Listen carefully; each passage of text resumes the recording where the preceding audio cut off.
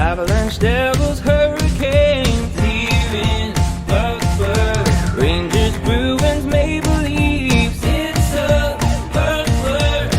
The goal of many is that cup of Stanley. PuckTales, woo!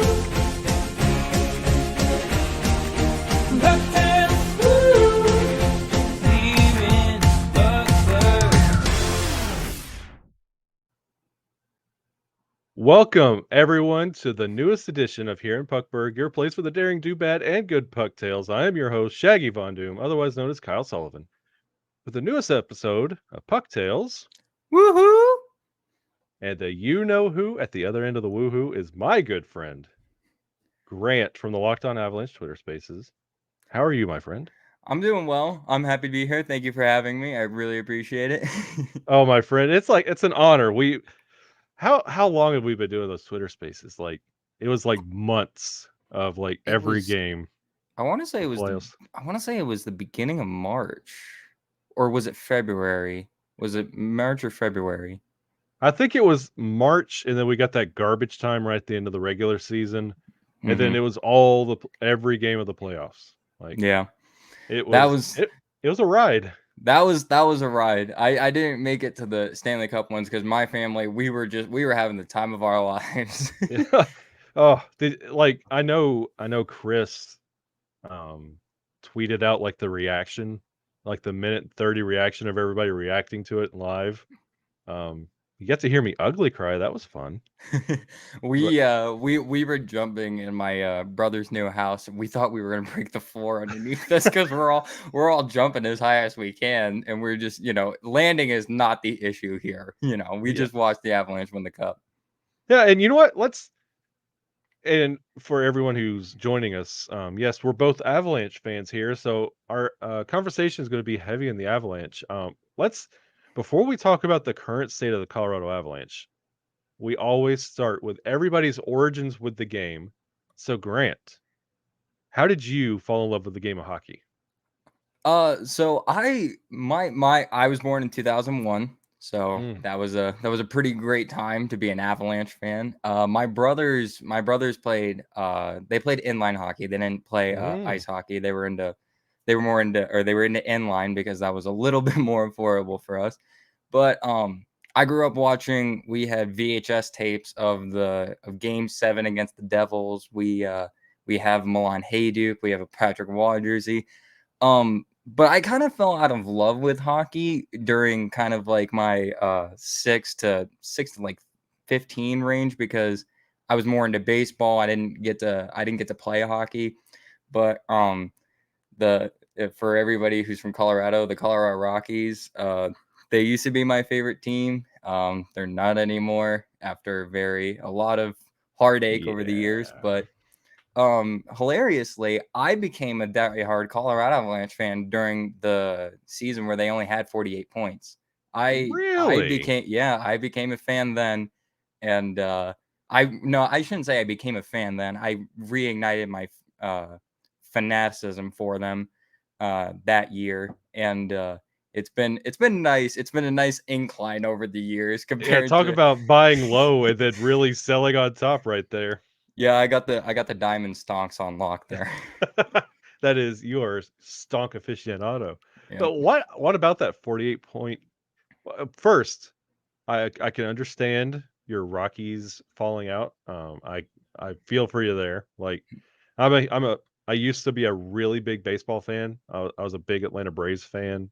Mhm. Um, we just won the World Series, and I completely cashed out of that fandom. And like to the point where they won the World Series, and I was like, cool. Like I had nothing emotionally tied to that team anymore. So I'm curious when you mentioned falling back in love with the Avalanche with that terrible, terrible season. Why then? I couldn't tell you. Actually, no. I can tell you actually. So the Rockies and the Broncos were some of my favorite teams to watch. Just 2 years earlier, the Broncos got defeated 43-8 by the Seattle Seahawks. I still remember that day because that was a bad day in our house for us. Bad game. That was not a fun time to be a Denver Broncos fan. And so I mean we watched the next year, and for some reason football just wasn't what I loved anymore. I mean, I loved watching football from like 2010 to like 2015. We had done fantasy in football every single year since then, but it just stopped appealing to me. And baseball and the Rockies were at an all-time low during the early to mid 2010s. Yeah. But so my brother, I think we watched Blackhawks. It was the 2014 playoffs. I don't remember Mhm. who the Blackhawks played back then, but I remember watching a game and I remember going, man, I love this hockey thing. It's, Yeah. it's so fast paced because the last time I was a hockey fan, I mean, I was in diapers. I didn't really remember that. All I remembered was our VHS tapes of Game 7 and Bork lifting the cup. Yeah. But I remember watching the Blackhawks winning because my Mhm. sister-in-law at the time is a Blackhawks fan. And I just started loving hockey, and because I'm a homer, I root for the Colorado Avalanche. I don't bandwagon teams as a lot of people tend to do, but Yeah. Yeah, it's kind of that, and like there's 2 points off of that. One, it's cool, especially like starting in the like falling back in love with that really bad team and then Mhm. getting to a place that you're now the bandwagon destination. Yeah. That's kind of cool. And like when you said like you fell in love with like football, you went through the baseball thing, like I was right there like, oh, and by the way, former um guest on here, Buckberg Bailey, um they're dating. Yeah. This is a you could listen to these two together and it makes a nice little pair. Yeah. Just as But long as you like don't get our voices confused. yeah, they're title screens. We make sure we keep it separate so you can understand. No, but um, I was talking about this with Bailey, about that fandom, especially like in the South, because like I grew up in Birmingham, Alabama, and like it was hard like growing up because I was not born in '01. It was hard to watch hockey games. It was hard to get a hold of. Like it wasn't mainstream. It wasn't ESPN Plus. It wasn't everywhere. So you would get your hockey games that you were able to find and watch, but then like you would get your college football. And that's what you had. That's what I grew up on was college football, Auburn Yeah. football all year long. And then you would watch your Braves baseball, and then you'd watch like the Christmas Day NBA games, and then you'd watch NFL Sunday. I was a Titans fan, still am, but That's a tough last season. it's tough every season. Like everybody wants to talk about like we're so good, but we haven't done anything ever. We lost the Super Bowl by a yard to Kurt Warner, and they made a movie of it. Anyway, I like can't believe you still remember that. oh my god, like okay, like I know this isn't hockey related, but I'll tell this story. Like my brother, like I'm the oldest of 9 kids, so Mm-hmm. there's the first 6 of us are boys, and brother number 2, right under me, um, ironically enough, was a St. Louis Rams fan. So Oh that yeah. Super Bowl was huge. And that was like 2000. So we were right at that age where like sibling rivalry was like crank it up on steroids. So Mm-hmm. I remember they won in that fashion. And this is like before eBay was what it is now. My brother going on eBay and getting that Super Bowl poster of Kevin Dyson stretching, and like it had like the score plastered on it and Super Bowl champions, and he put that in our room that we shared, and I had to Mm. look at that forever. It's So so much trust more me. personal with family. It's Oh, way more personal. It's and not it it's not just about your team winning. It's about who gets to make the jokes in the house for the, coming months after.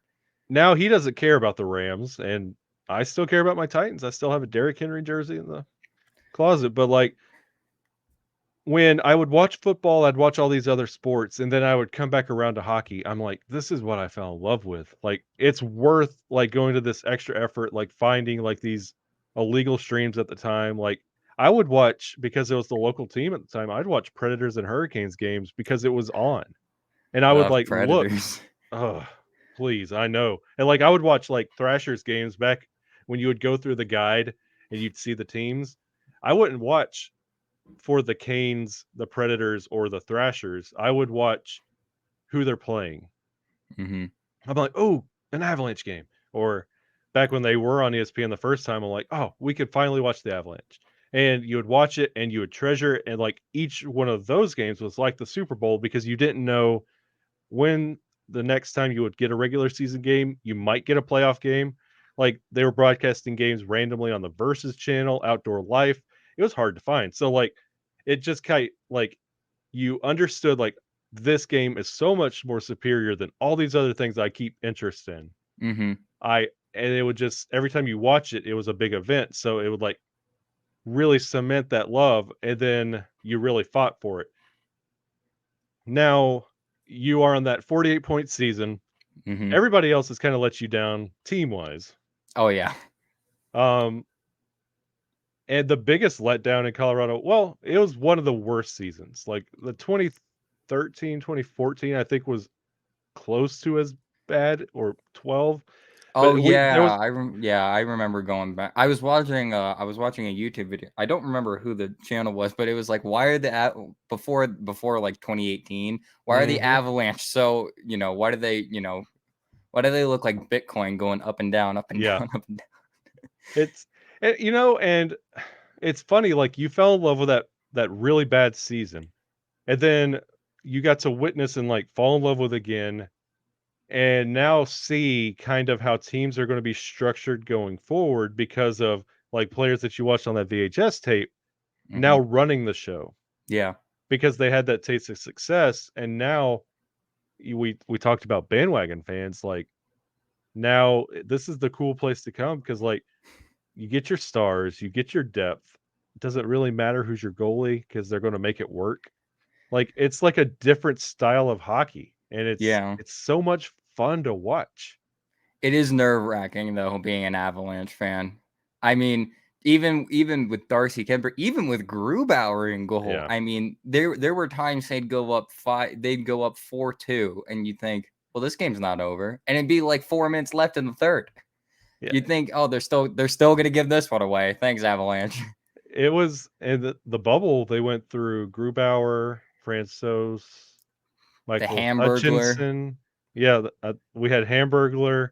I could, There it's easy for like Avalanche fans like when they talk about goalies, they always talk like Waugh, they'll talk Varley, Grubauer, and Darcy. yeah, They won't talk about like Jean Sebastian Giguere when he came over from the Ducks, and they won't talk about oh there was it's Pickard. just I won't talk oh about picks, Pickard. and he went to Vegas in the expansion draft. David Abisher, the replacement for when Waugh went away.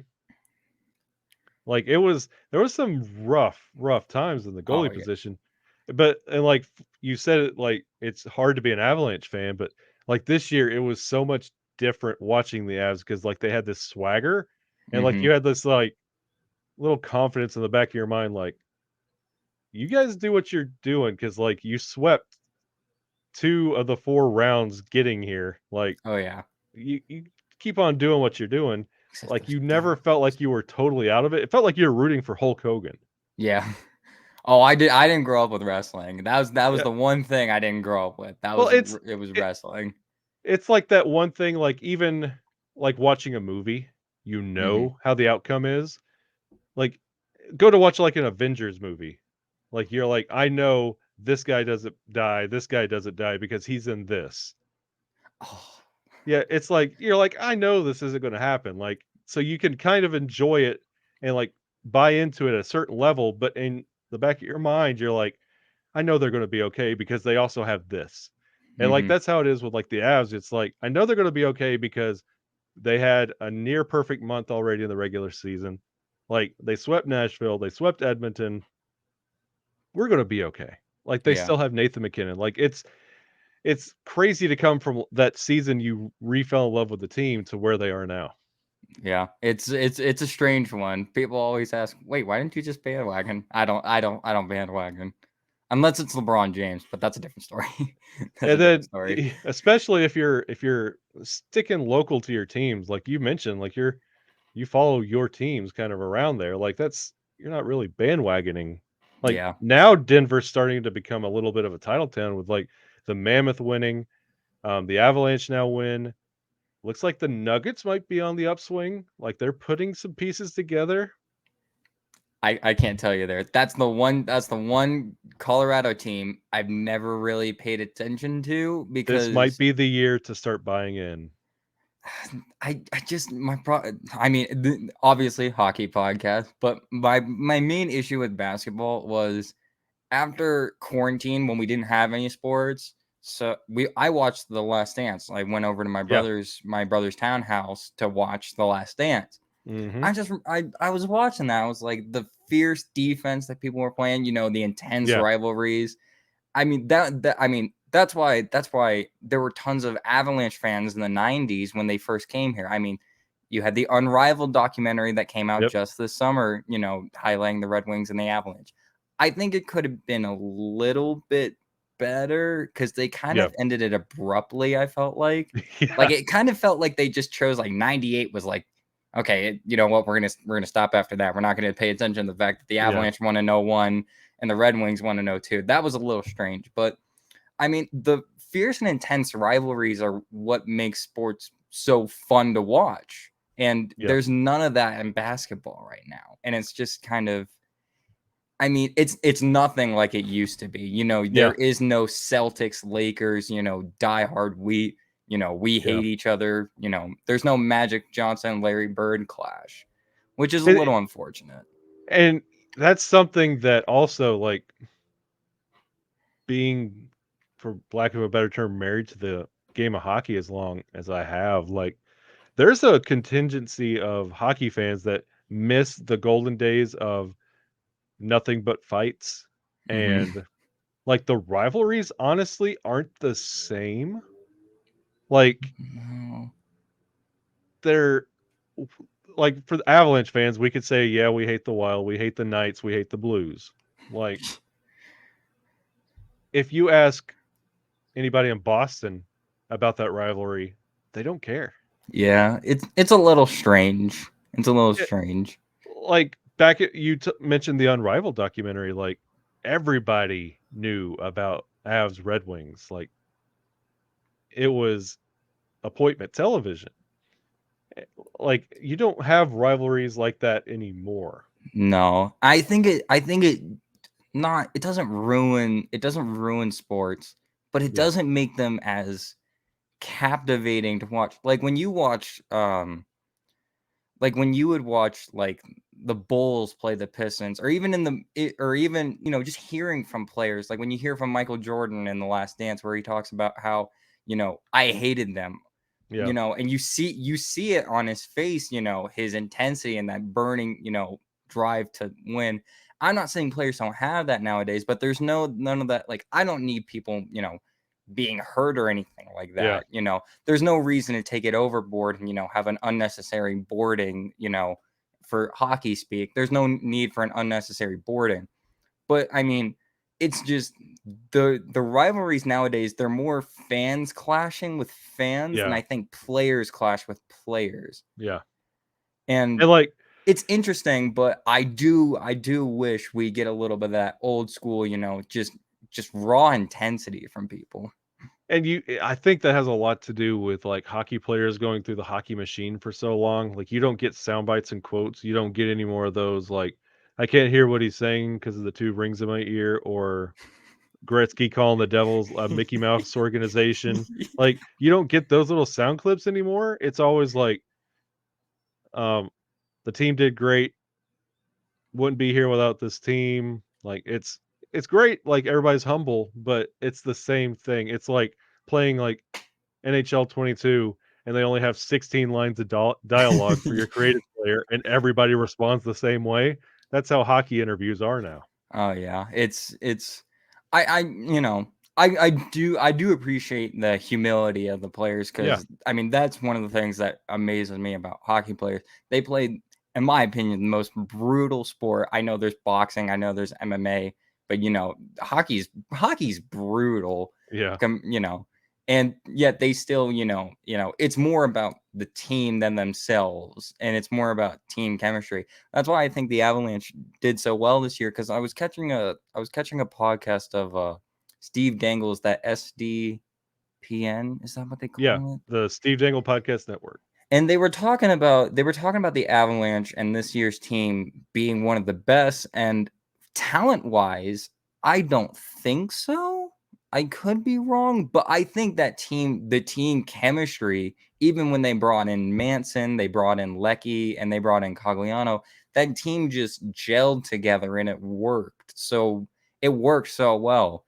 And sometimes, it is more about the team chemistry, because I can't remember who tweeted it, but someone tweeted about the old St. Louis Blues, like when Gretzky was with the Blues. They had gotten so many star-studded, talents, and the team just doesn't pan out. Sometimes teams just aren't they don't have to be an all-star team. Sometimes you just have to have players that work well with one another. And it's funny you mentioned, like, is this team like one of the greatest? Like, for everybody watching here in Puckburg, I don't know if you know, but I mean, you probably do. But like I moonlight here in Puckburg. Like, my main gig is over on Locked On Avalanche with my good buddy Chris Vaselli, and we have a lot of people like ask that question: is this the greatest Avalanche team of all time? And we're spoiled because we're in the moment. Mm-hmm. Like, if you go past that top line for the Avs in 01-96, can you name the bottom six for those teams? I cannot. I can name more of Could the you name defensemen from 01 than I can 96. could But you I name the can't. backup goalie behind Patrick Waugh? I cannot. No. Okay.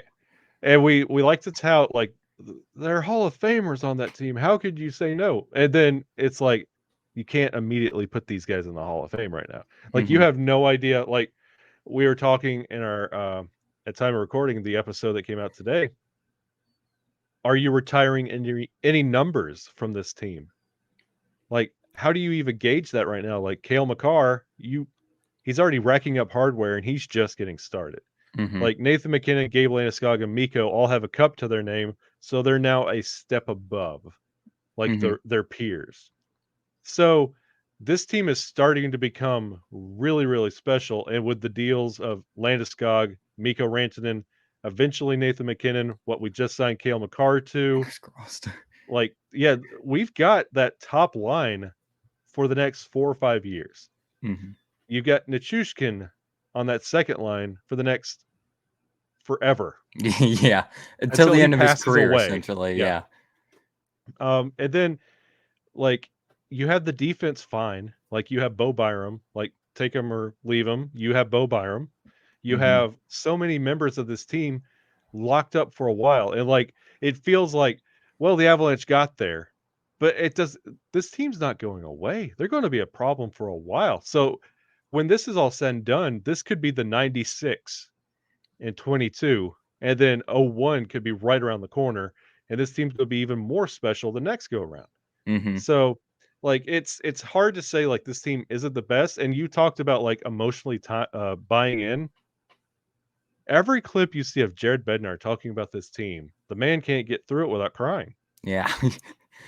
Like, the when voice do you see cracks are that a from a little hockey funny. coach? Yeah, Like, you don't see it very often. But the voice cracks, that when we were at the parade, the voice cracks were getting me because everybody was all emotional, and I just couldn't stop laughing because every other word was, he went an octave higher. yeah, But no, yeah, it's no, but glass is shattering everywhere. no, I'm surprised Civic Center Park still has windows. Um, um, oh my gosh, what were we But talking? like, even if your coach is like that emotionally bought into the team and where they're going, and like this team, like, I think they're still partying and drinking, and the Oh cup's not yeah, even with them. Like, and they're like doing tummy sticks on Instagram and stuff. they're Like, eating ice cream out of there too. yeah, like EJ, like Kale McCarr posted something. EJ's like, I'd do 2017 all over again just for you, Kale. And I'm like, what is up with this team? Like, it's a super brotherhood, and it's like when you saw free agency, it wasn't about going out and landing your Girouds, your Johnny Hockeys, your Marc-Andre Fleuries. It was, let's get these guys back. Let's Hmm. take care of our own. And in 5, 10 years from now, is this how things are going to go? It's a question mark. Yeah, it's interesting, and it's like, are we watching the NHL like kind of turn a page? Hmm. It's very interesting, and especially like how that St. Louis series ended. Like you talked about a rivalry, they're going to be coming, and it's going to be interesting to see what happens with that because they have been a nuisance the past couple years, and the way they exited with Yeah. Bennington, that could be something. I still don't. I mean, I have family who are Blues. And my extended family's been in town for a couple of days, and they're Blues fans. And my cousin was telling me, oh my God, God ran into Bennington. So I pull up my phone because I have it saved on Instagram now of Kadri running into him. I say, look who that person who hits him first is. Can you tell me what player that is? Well, they're in a Blues jersey. I said, yeah, you might want to rethink that position there. What do I know, you? That's former Av Cali Rosen. Yeah, Um, yeah. he's You he's might want he's to not with rethink us that. anymore. Yeah. No, but back to your point, I don't. I saw this on Twitter, and someone was talking about how nobody's available to be put their number up in the rafters. I think it should be explicitly clear. You don't have to be a Hall of Famer to get your name put up in the rafters. That's true. I mean, going to other sports, I mean, Todd Helton has his name retired at the Rock. He's the only one other than Larry Walker. Yeah, He's the only one who's got his number retired there, and for Colorado people, he's a Hall of Famer. In yeah. the eyes of the MLB, maybe not. And someone was talking about Chris, like, the Colorado air, and like EJ doesn't belong on there. I mean, it, you don't have to be the next Kale McCarr if you make an impact in your organization and your town and your city. Because Eric Johnson's a name that people, some people who are fans back in 2010 are like, oh wow, he's still with the Avalanche. I love that guy. That's a fantastic point, Grant. Like when we had the discussion on the show, I was kind of like, it's going to be Kale, and that's it because like he's generational. You're going to Mm-hmm. look back with everybody else faded, but like even Chris, he brought up the point. Do you see anybody else wearing the 6 after this? And Yeah. it's just weird. Like, and I flipped my point because I said it's still weird to see somebody wear the 11 and it's not Matt Calvert, and he wasn't that like Mm-hmm. he wasn't that great of a talent, like, in the grand scheme of things when it came to how this Avalanche team is built, but there's nobody else that's gonna wear a 6, so that Yeah. you gotta put that in the rafters, and he meant a lot to this team. Yeah, he did. He's been with the team a long time, and he took there's that interview of him saying he would have retired. He Yeah, did he did have 2 hip surgeries.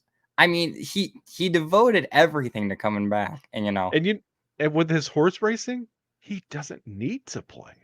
yeah, It's not like he needs this for a paycheck, like, no, he's doing just fine. no, So, he's yeah. doing this because, that emotional buy-in, Hmm. and you So I just don't like, everybody wants to latch on to Hall of Famers and, people who break the heart voting because that's essentially what draws people. Mhm, That's why the NHL absolutely loved Edmonton Avalanche because you had Cale Makar, most up the the newest kid on the block for yeah, defensemen, going up against Connor McDavid, and then you still have people like Nathan McKinnon and Leon Draisaitl, and I mean Nathan McKinnon's going to put his number up there. It doesn't matter if he doesn't win a Hart. It doesn't matter yeah, if he doesn't win, a Lindsay or a Rocket Richard or any of those. I mean, it's mostly about what you mean to your team. You yeah. know, And ironically enough, Cale Makar took the 8 from Santos Ozolinsh. I know. So, nobody ever talks about Ozo anymore. It's all Cale Makar. You see the 8, that's all you think of now. Oh yeah. So, Unless you're a real old school fan, but you're an OG. you have to be back a while there. Yeah. It's like, Nuke. I always think of when he first started, I was like, "Oh, that's Dead Marsh." But Oh yeah. I don't even think about Deadmarsh now, and he was one of my favorites. And we were talking about buy-in and something that I got to experience.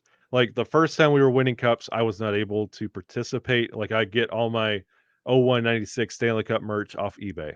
Hmm. Talk to me about Stanley Cup champion merch. Oh, What do you like? What do you don't like? What did you get? I got, well, obviously the hat. Kyle's got in his Mhm. background too. I got the hat. I got 2 shirts, and I got some stickers that I plan to put on something. I'm probably gonna put on my laptop. Mm. But I ordered those the day after the Avalanche won the Stanley Cup because I thought, you know what, better order it now before it becomes too late. And they just arrived today. Today is like late in July. They arrived like July like 12th, and I was like, man, they're really rushing to get this Yeah. out, aren't they? But I mean, even in Colorado, even in the Denver area, I mean, it was hard to get stuff. I Yeah. was watching. I went over to Dick's Sporting Goods because I was looking for some just hockey tape, hilariously, and there was this huge table full, and I had already ordered my stuff, so I didn't want to get another one.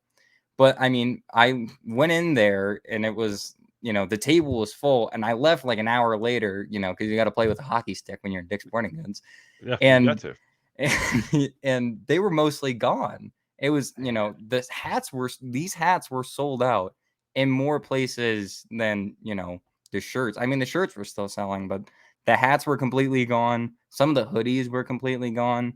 I didn't think they I don't think they realized how many people wanted this stuff. When Yeah. you go 21 years without winning something, everybody's going to capitalize on it. And and I was kind of very particular with what I was getting. Like I got the one that they wore, their Stanley Cup shirt they wore when they were lifting the cup. I Hmm. wanted that. And I got that hat. Grogu's wearing it behind me.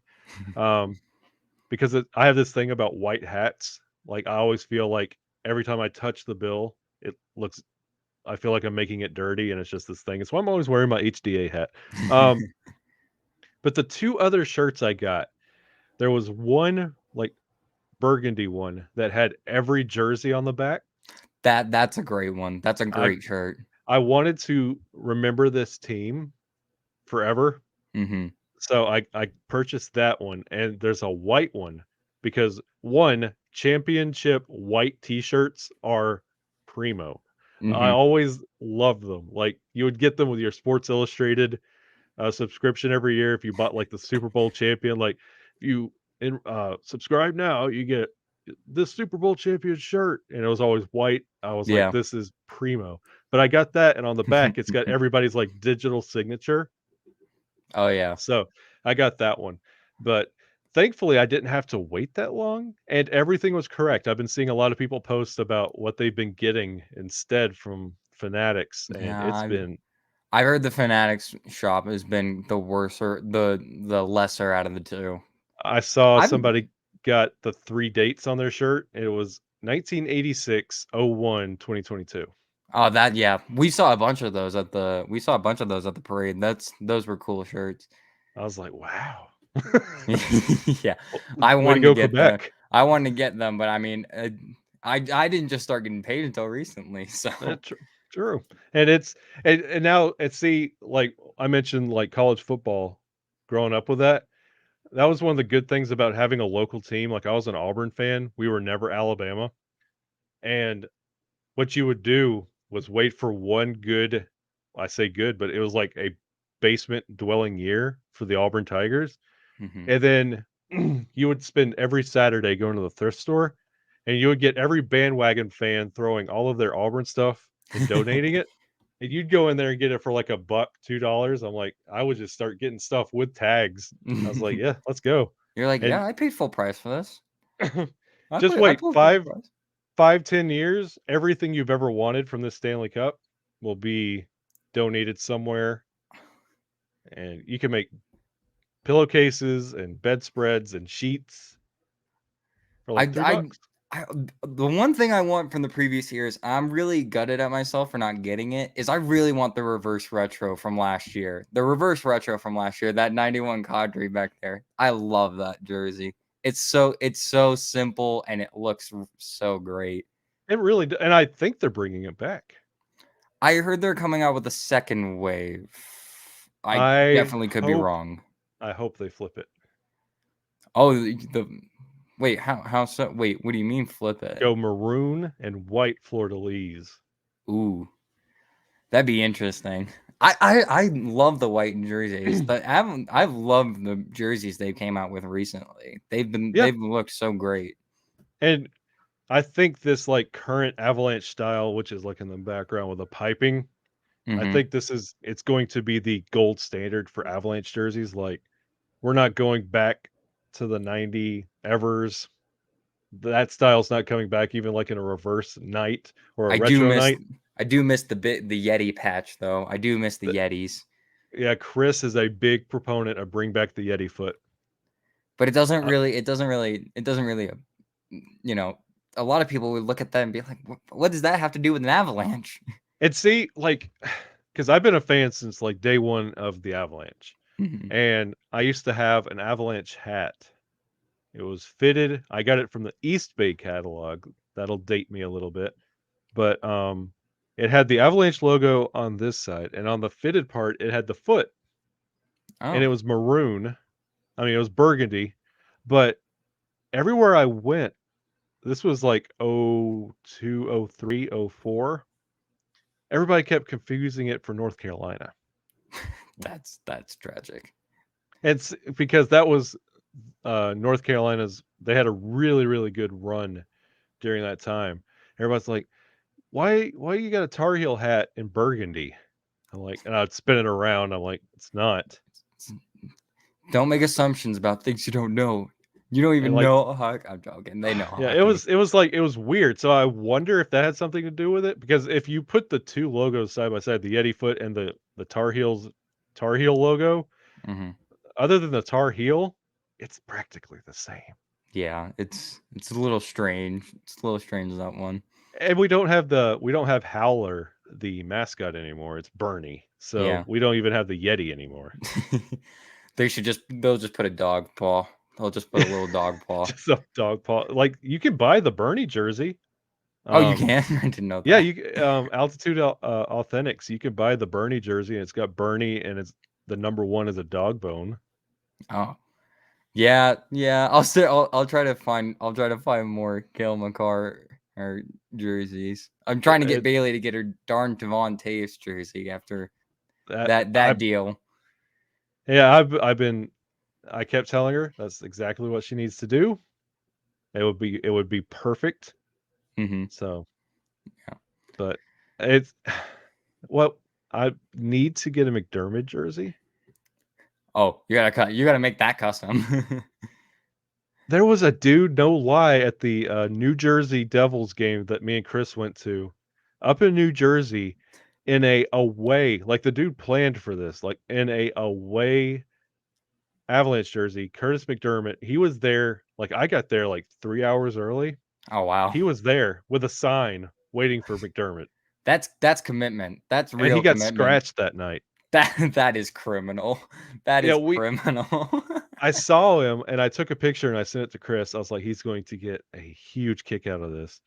And I was like, "Hey, your fan base is already here. Where are you, man?" And Chris is like, "I how did he even get that jersey?" He's like, "I can't believe it." And then I met up with him, and it was probably an hour or two before the game. I got a notification on my phone that McDermott was scratched, and I was like, "Well, Jeez. sucks for him." Yeah. That was a real gut punch, I bet, for him. Oh, I bet, and like he was legitimately a huge McDermott fan, and like I I was in the regular season. Like, Hmm. we didn't see a bit of him in the playoffs, but we signed him too. Yeah. And he could be something in this next upcoming season. Yeah, he could be. Because they're trying to land Kadri and they got McKinnon next year. I thought they were going to trade him away. They wanted to secure a 2-year extension to trade him away to try to get one of those two. Well, I know And McKinnon's still with us for another year, but I thought they yeah, might try to extend him with trading away McDermott and I thought McDonald was going to go. because They re-signed him. they re-signed him too. They did a I don't Sakic and McFarland, that's his McFarland, name. yeah. Yeah. It was a weird take because I totally understood, re-signing Lekanen, re-signing Nichushkin, and re-signing Manson and Cogliano and Helm. Who else did they No, they didn't re-sign anybody else. Jack Johnson's still kind of up in the air. But they re-signed McDonald to 2 years, which I thought was interesting. You know what was even more interesting while we're sitting here? Well, at time of recording, by the way, I know we talked about this in the episode with Adrian Guffey Chan with the Stand with Nas campaign. At time of recording, Nas still does not have a jersey. He does not have a home. He is still a free agent. And what I found very funny and interesting was during this whole, as we're still waiting and we're in limbo, I get a notification, and like on my phone, it's just like it cuts off Avalanche sign, and I'm like, is it finally happening? And I scroll, Cal Burke. Yeah, what a strange signing. Like, sure, one more year. We we kept him here. Yeah, Colorado didn't- Eagles. Like they didn't steal him away. Yeah, How you know, incredible. it's been a weird off season because there was tons of talks that Giroux. I mean, even back at the trade deadline, there were talks about Giroux coming to the Avalanche, and I am so happy we did not pick him up. I am Well, real happy that we did not pick him up. I'm on the flip side of that. If we would have picked him up, I would have bought that jersey. I would have mortgaged off one of my legs. Like it's Nas, it's Frankie. Like I love Sampo. Like those are my three hmm current players, but like Nas is my favorite player in the entire game. Wherever he goes, I will cheer for him wherever he goes. If he goes like to a rival, it's gonna be hard, but like I respect Nas Yeah. 1000%. Um Johnny Hockey's the same way. Like I love his play, his style. And if he would have came, he's not going to be number 13, but whatever jersey he would get, I would own that, and that would be on my wall. He is that level. Like I would have that same celebration like when Nas got here. Yeah. Yeah. That was a weird one, that Johnny Hockey for 12 mil. That was a lot. Like, I get it. He is a great player, but 12 million? I don't even think McKinnon's going to sign. I think McKinnon will be in the 10-11 range. I don't even think he'll be even up there. And the super dagger with that, and like I could talk about it here because this is my safe spot. Like those who know, I'm a Devils fan. Like I'm a legit like undercover Devils fan, and like his interview on Spitting Chicklets when he's like, "We were getting a deal done with New Jersey, and then Columbus called." Oof. If Johnny Hockey would have went to New Jersey, like they would went from they're putting together a really solid team right now. hmm This would have like just fast forwarded that rebuilding process by 2 years, and they would be in the playoffs making noise. They'd be like the Rangers, hmm um, especially with Vanacek back there. Like they could be making some noise, and like it just broke my heart. I was like, I have been cheering for these Devils to do something and make something happen. And like they were right there. And hmm Columbus of all places steals him away. Yeah, it's a who's got more money there. That Devils team's a weird team too. They've got, because when I was watching NHL tonight when they signed Mhm. Palat, Yeah, um, they got a really strong defensive core. they But do.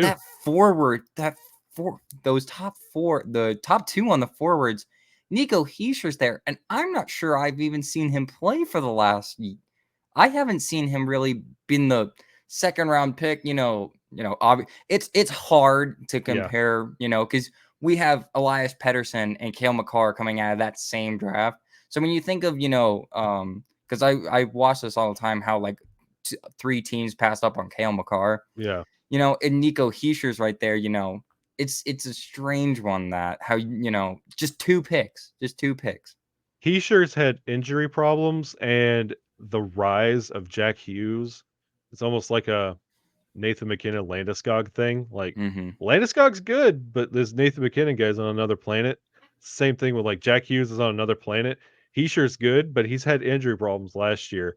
And it's like every time he gets right there about to catch some momentum, he has a setback, and it's like it's very frustrating. But like if that Devils team, if they could put that team on paper in every game, Mm-hmm. they would be incredible. But they have some things to work on, and like what's going on? Like they have Liddy Ruff as their head coach, and they just got Burnett, who just was coaching in Florida, Yeah. as an assistant. The President Trophy winning. I'm like, okay, sure, Yeah, let's go. whatever. Let's go with option number. Let's go with option number one here. The guy who doesn't have a decent resume. Yeah, I'm like, okay, sure, cool, whatever works for you, Devils. It's a But strange time in the NHL. Some things you look at and they just don't make sense. Like when the Vegas Knights traded with the Hurricanes for Pacioretty for future consideration. Like which board member on the Knights looked at that trade and went, "Yep, good idea. Here's my stamp of approval. Here you I go." guarantee you couldn't pull that move off in NHL if you did it like in franchise mode. It wouldn't No, let you. no, I don't think they would. I mean, even e- at least other teams gave up. When Matt Duchene got traded to Ottawa, at least they gave up some pretty good assets for him. I mean, unbelievable. And wouldn't you know, Ottawa's doing better without him. Like they're putting together a pretty beefy team up there. Yeah, yeah. It's weird. The Blackhawks are my sleeper team because my Ah, sister-in-law's a fan of Blackhawks, and the two players that I always loved was Seabrook and their defense. They were defensive pairmen for the longest time. Were Duncan Keith and Brent Seabrook. And both are gone. yeah, I know they're both gone, which is Tampa Bay's still unfortunate. paying for Seabrook. I know that's still strange to me. And Blackhawks are playing Duncan Keith in the next 2 years, but Uh, seeing what the Blackhawks became, oh my goodness. I yeah. can't how what a fall from grace that was, really. 2015, everything went downhill after that. And I talked about that with Justin MC on one of these episodes of PuckTales. He's a Blackhawks fan, and I was like, it's a great opportunity to re-fall in love with the team and where this team is going, because I can't think of a more like just clean house rebuild than what the Blackhawks are doing right now. Like Yeah. it might pay off eventually because you're doing this now, while by the time the Blackhawks are coming up, like Colorado will be aging out of this team. Like Yeah. Minnesota will be aging out of their team. Vegas will already be a dumpster fire. Oh, hopefully. Seattle, they're Yeah. going to be really good. Not If they can now, if they can but put like it together though. 3 or 4 years, that team is going to break some hearts. Yeah. I think Yeah. they're going to be Vegas, but like on a reverse timeline. Yeah, I have this conversation with people all the time because Bailey and I were talking about the expansion draft and the Hmm. Kraken and the Knights coming in, and Bailey's of the opinion that expansion teams should suck. I'm of the other opinion where I want expansion teams to be good, even though the Knights are kind of a crappy organization. I still think it's better to have an expansion team do well, because if Hmm. you're really trying to build up because the NHL has been trying to build up a hockey profile in Vegas. They tried to do that for a long time before. Yeah, Even down the south, they tried to build it up. they And had having the Vegas Knights be sorry, go ahead. no, they had Gretzky play an outdoor game in the '90s in Vegas. Oh yeah. And just having the Knights go to the Stanley Cup final in their second year is, it's there's nothing better than that. The problem was, and I noticed this because I have a couple friends out in Seattle from high school, they didn't want to go to a game because they didn't want to spend, $100 to go watch a team lose, unless, it was the Avalanche, because, Yeah, they wanted to go watch the Avalanche play. And it's just, it's much more entertaining for a new market to have a good team than a team where you just go, yeah, they'll probably lose. We won't go unless the tickets are on like sale for like $20. and I hear everybody say like, "Well, Vegas got handed a great team, and then Seattle they get." I honestly feel like that whole draft, that expansion draft, and how that team was put together, I feel like it was completely done on purpose because of what Vegas is. Like Hmm. they can't put a team on the ice. They're overpaid. Yeah. Um, like that team is broken. Like it's like putting in a cheat code or using your Game Shark. Yeah, you could get like invincibility, but your game crashes all the time. Oh yeah. Like that's kind of what Vegas is. Like you got to the cup, but you can't put a team on the ice. Like you can't do it. And Seattle drafted like we're an expansion team. We're not trying to win the cup right now. We're trying to build a team, Mm-hmm. and they're building the team the right way, like for the long term. Yeah. I agree with that. I can agree with that. Yeah. So this is like one of those like you fell in love with the Avalanche at their lowest. Mm-hmm. Like for Kraken fans, if you really want to enjoy that cup, like we just did, buy in now. Love this team now because it's going to pay off. Because Yeah. your draft, how you've been handling the entry draft, chef's kiss, how you've been picking up free agents left and right that everybody gives up on. Beautiful. We have a great arena. That Burakovsky signing was a little strange, though. I That was a feel like little that's strange. exactly what he needs. Because what'd he get? What was it? Was it 7 million? I think it was 5-5. Was it 5.5? I thought I saw a 7 somewhere on that deal.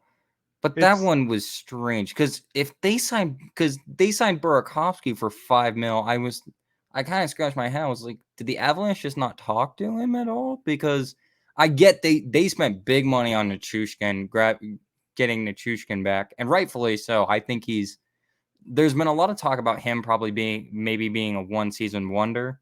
mhm. I don't see that because he's been gradually progressing through the past 3 years in Denver.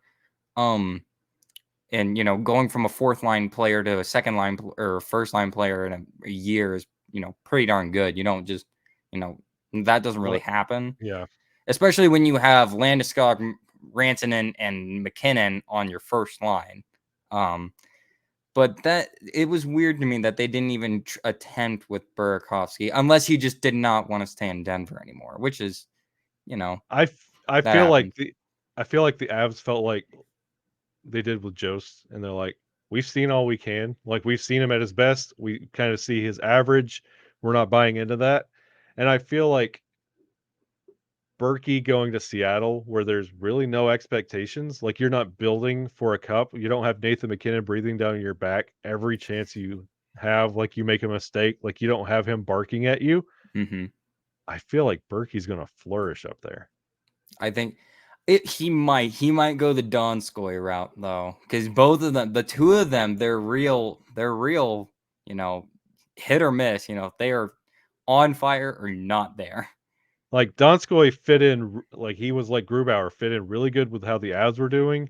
Mhm. Moved somewhere, did not have the Avs around him, and didn't have that talent to carry. Berkey does. Like, there's a reason why he's been in the game for so long. He's got 2 rings. Like, I feel like with that release of pressure, change of scenery, like, Mhm. I feel like he's going to have a pretty good year. And he might be one of those that a couple years down the road, like, I wish we didn't let him go because that version of Berkey would be really good with his team right now. Oh yeah. But I think eh, Donskoy was also a system forward too. I think Bednar's system played. I think it happens for a lot of players because, I mean, it seems that Bednar's system really allows for a Donskoy and even a Brandon Saad to, kind of, flourish at that position. I mean, because Donskoy was a net presence for a while, yeah. and so was Saad. I mean, Saad has made his career around the blue paint. You know, I miss Brandon Saad. I Yeah, love him. I do too, and, honestly, he's got a laundry list of teams that also say the same thing, Columbus being one of them. Like, I know. he What he's a missed everywhere he goes. what a strange player. Just I mean, Blackhawks, Columbus, Blackhawks, Avalanche. I bet there was another team in there at some point too. It's like everybody can gather around the fire and tell Brandon Saad stories. It's like, "You remember that time we had Brandon Saad?" And they're like, "Ah, but he used to do this for us," and, "Ah, but he did this for us," and he doesn't care about anybody. He just Yeah. keeps on doing his thing. I'm pretty sure Blackhawks fans can't stand him for going to the Blues. I mean, it's one thing to go to the Avalanche because there's not the fierce rivalry that there is with the Blues. I don't think Blackhawks fans appreciate him much. I don't think Avalanche fans are too happy that he's a Blue either. No. I still But like him. I still like him. When he scores, I still cheer. And just when anybody else on that Blues team scores, I couldn't care less. Unless it's Tarasenko. I don't mind Tarasenko all that much. who knows? Might be a future Av. Who knows? He could He's be. still out there floating. He's still UFA. Oh Oh no, he will be yeah. next year. He will be next year.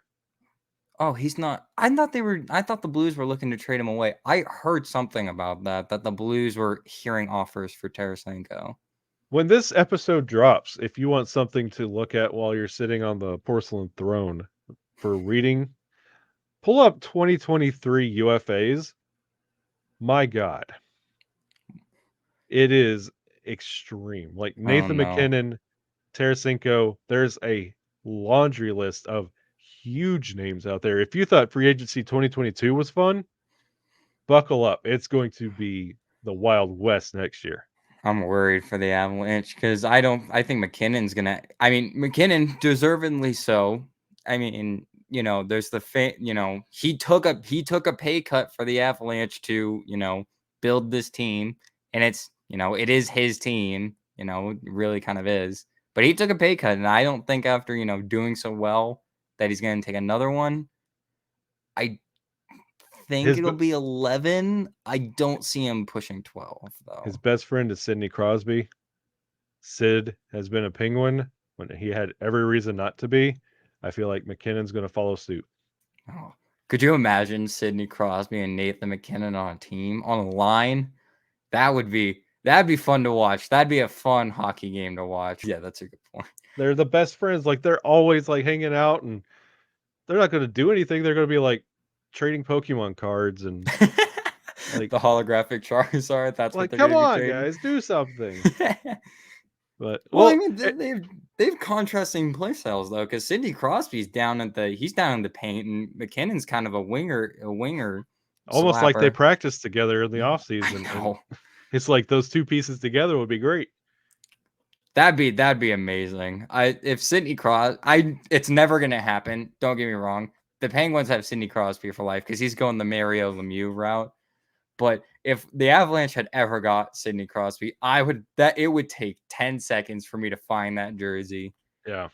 I mean, It- I love Sidney Crosby. He was my favorite player when the Avalanche. I mean, I liked McKinnon, I liked Landeskog, but I mean, Sidney Crosby was he's he's everybody's cheater. yeah, and that Timmy Hortons double Timmy Horton deal.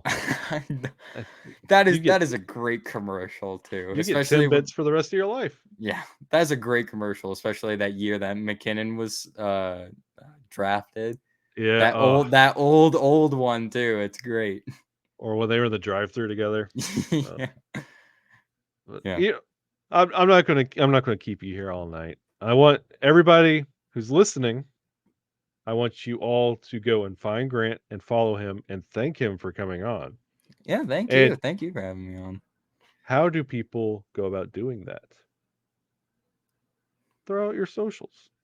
Oh, I don't actually remember my socials.